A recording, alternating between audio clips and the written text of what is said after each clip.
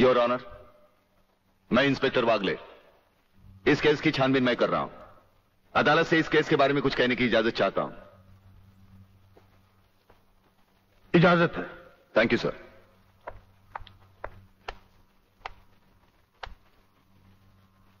Your honour, इंसाफ के इस मंदिर में आपको न्याय करते हुए कई साल हुए होंगे और इन सालों में आपके सामने रेप और मर्डर्स के अनगिनत केसेस भी आए होंगे। क्या उन अनगिनत केसों में आपके सामने कोई ऐसा केस आया है जहां कत्ल और बलात्कार करने वाले ने जिसके ऊपर बलात्कार किया है उसे खुद अस्पताल पहुंचाया हो? ये तो अभी तक सुना नहीं कभी। सही कह रहा है ये कुछ ना कुछ गड़बड़ जरूर है। बहुत बड़ी ऑर्डर ऑर्डर। इंस्पेक्टर वागले, मुझसे सवाल करने की बजाय आप इस केस में रोशनी डालिए। वही कोशिश कर रहा हूं सर। अदालत सरकारी वकील की जिन दलीलों को मद्देनजर रखते हुए इन लड़कों की जमानत नामंजूर कर रही है, मैं उन्हीं दलीलों के बारे में कुछ कहने की इजाजत चाहूंगा। इजाजत है। सरकारी वकील का कहना यह है कि अनीता चौधरी की लाश के पास संजय चौहान का पर्स मिला। हो सकता है बेहोश राधा टंडेल को उठाते वक्त वो पर्स वहां गिर गया हो। अब इनका कहना यह है कि राधा टंडेल ने इन लड़कों के खिलाफ बयान दिया है। यह भी तो हो सकता है कि वो बयान उसे किसी के दबाव में आकर दिया हो। जिस डॉक्टर ने बलात्कार की रिपोर्ट बनाई वो भी खरीदा गया हो। आपकी इन दलीलों से अदालत अपना फैसला नहीं बदल सकती। यह फैसला आप जबरदस्ती इन पर लाद रहे हो।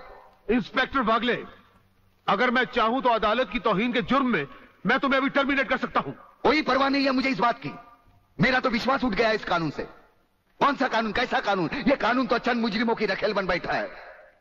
इसलिए लोग अदालत का दरवाजा खटखटाने के बजाय गुंडों की चौखट चूमते हैं। Take him out of the court. अगर जिंदगी में किसी से रिश्वत ना ली हो तो ही मुझे हाथ लगाना।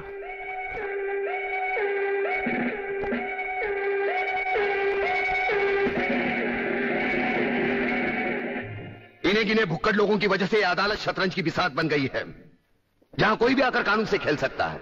लेकिन इन खिलाड़ियों को अगर मैंने सच्चा कानून नहीं सिखाया तो मेरा नाम भी शिवाजीराव वागले नहीं। तुम इन 3 लड़कों के केस में कहां उलझ गए?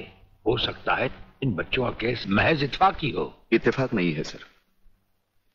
ये कड़ियां भले ही अलग अलग नजर आ रही हो, लेकिन अगर गौर से देखें तो ये सब एक ही जंजीर की कड़ियां हैं, जिसमें एक न एक दिन जीवनलाल टंडेल, रसिकनाथ और गुंडा स्वामी की कलाइयां फंसेंगी। ये इत्तेफाक नहीं है सर, इत्तेफाक नहीं है।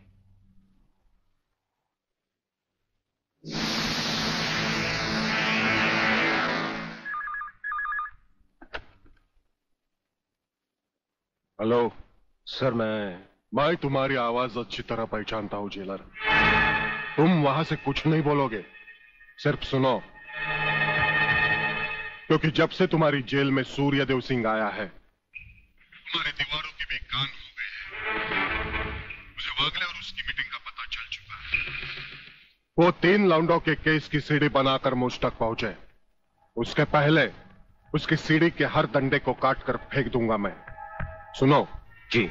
मुन्ना और उसके खतरनाक खूनी साथियों को आज रात को पुलिस की वर्दी में जेल से बाहर निकाल दो और उनको समझा दो पुलिस स्टेशन जाकर उन तीनों लड़कों का बिल आत्महत्या के नाम पर फाड़ दें।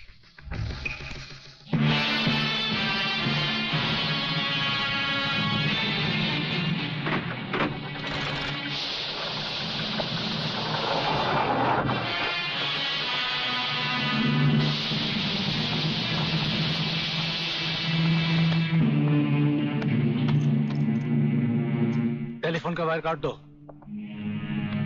अब इसे बांध दो।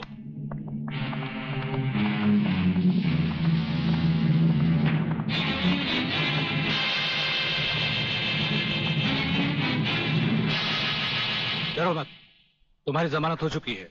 हम लोग तुम्हें रिहा करने आए हैं।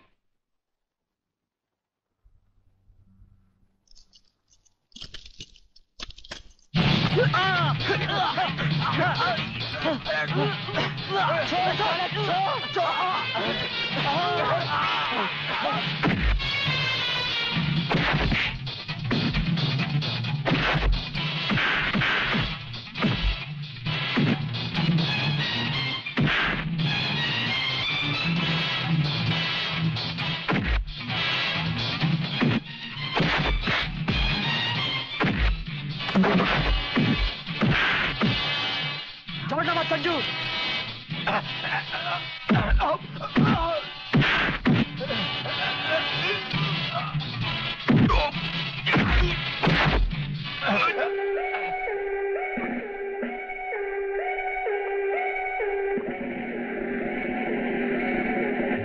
क्या बकते हो? किसने बताया तुम्हें?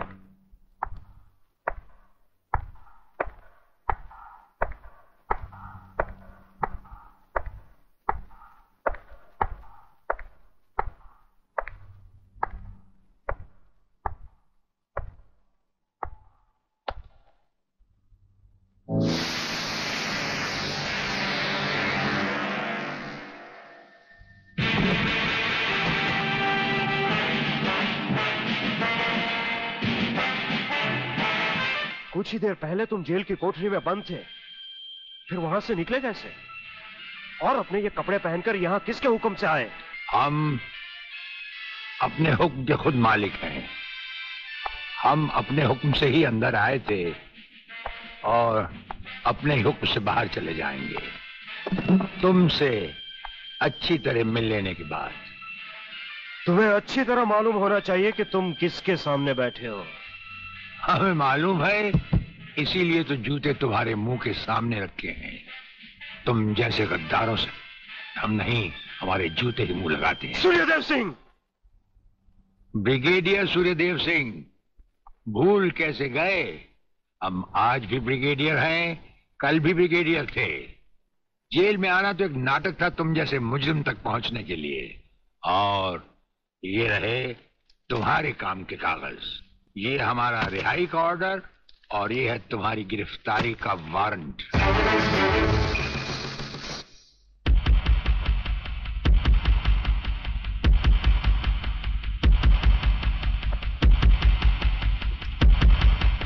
याद करो वो दिन जब तुमने ये वर्दी पहनने से पहले एक कसम खाई थी। याद करो। हम कसम खाते हैं कि हम पूरी ईमानदारी और वफादारी से देश और कानून की रक्षा करेंगे।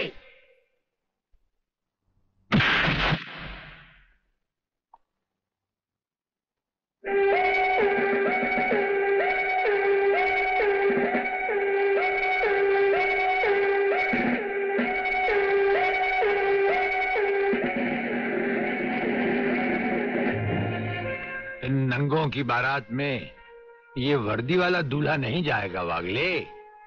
इसके भी कपड़े उतार डालो।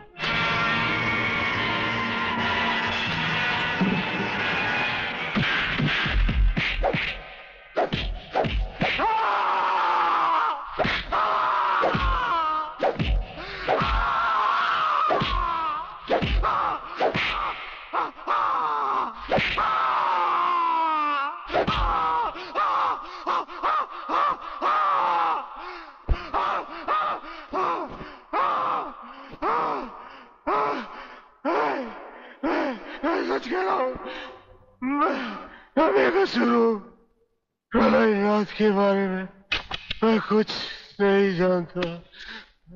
बेहोश होने से पहले 3 बार, होश में आने के बाद 3 बार तेरा इसी तरह इलाज करता रहूंगा।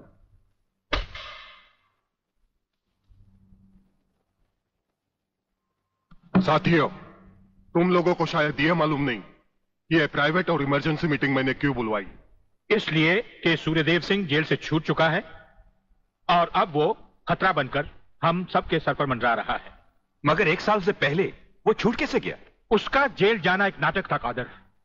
उसने जेलर और हमारे 4 खूंखार कातिलों को गिरफ्तार करके किसी ऐसी जगह छुपा दिया है कि जिसके बारे में पुलिस डिपार्टमेंट को तो क्या, मुझे भी मालूम नहीं। जीवनलाल, मेरे 4-5 आदमियों को गिरफ्तार करके अगर वो मुझ तक पहुंचने का ख्वाब देख रहा है तो उसका ये ख्वाब मैं कभी भी पूरा नहीं होने दूंगा। अब सूर्यदेव सिंह नाम का बिल फाड़ना ही पड़ेगा। मगर कुछ नहीं चलेगा जीवनलाल। अब 15 अगस्त को ज्यादा दिन नहीं है। जानते हो, सूर्यदेव सिंह हमारे लिए बहुत बड़ा चैलेंज है और बड़े से बड़े चैलेंज के साथ टकराने का प्रलयनाथ को शौक है। तुम तुम्हारी मिनिस्ट्री संभालो, सूर्यदेव सिंह को आज से मैं संभालूंगा।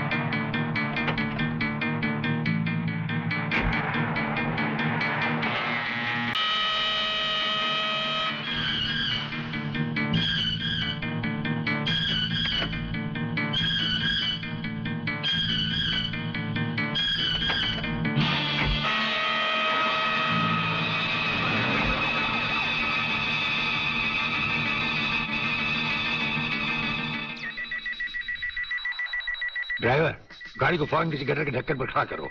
इसमें बम लगाया जा चुका है। Yes sir. बहादुर, काला बटन खींचो।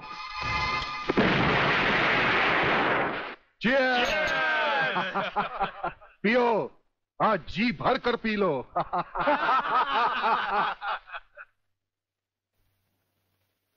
स्वामी जी, ये सुखद समाचार टीवी पर भी तो सुन ले। हाँ, ऑन करो। आज सदन के दोनों पक्षों ने इस हत्याकांड की तीव्र आलोचना की। इस हत्याकांड के षड्यंत्र के बारे में हमारी विशेष संवाददाता मोना अलवी की एक रिपोर्ट। आज दोपहर ब्रिगेडियर सूर्यदेव सिंह अपने विशेष दस्ते के साथ भोजन के लिए रवाना हुए। अचानक उन्हें अपनी कार में सिग्नल सुनाई दिया, जो कार में बॉम्ब रखे जाने का संकेत देता है। सूर्यदेव सिंह ने अपनी गाड़ी एक गटर के ढक्कन पर रुकवाई और अपने विशेष दस्ते के ब्लैक कमांडो से ये काला बटन खींचने को कहा। इससे गाड़ी के नीचे का हिस्सा साइड में खिसक गया और धमाके से पहले ही ब्रिगेडियर सूर्यदेव सिंह अपने आदमियों के साथ ही भूमिगत हो गए। तो इस तरह उन्होंने अपनी समझदारी और बहादुरी से अपनी और अपने आदमियों की जान बचाई। तो आइए आज हम ब्रिगेडियर सूर्यदेव सिंह से आपका साक्षात्कार कराएंगे।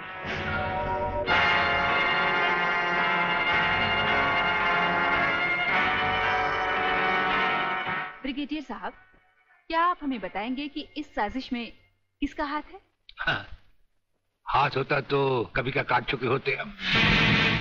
ब्रिगेडियर साहब, आप हमारे दर्शकों को बताएंगे कि इन देशद्रोहियों ने आप पर हमला क्यों किया? जाहिर है कि हमें जीवन दान देने के लिए नहीं, हमारी जबान भी हमारी गोली की तरह दुश्मनों से सीधे बात करती है, टीवी पर नहीं।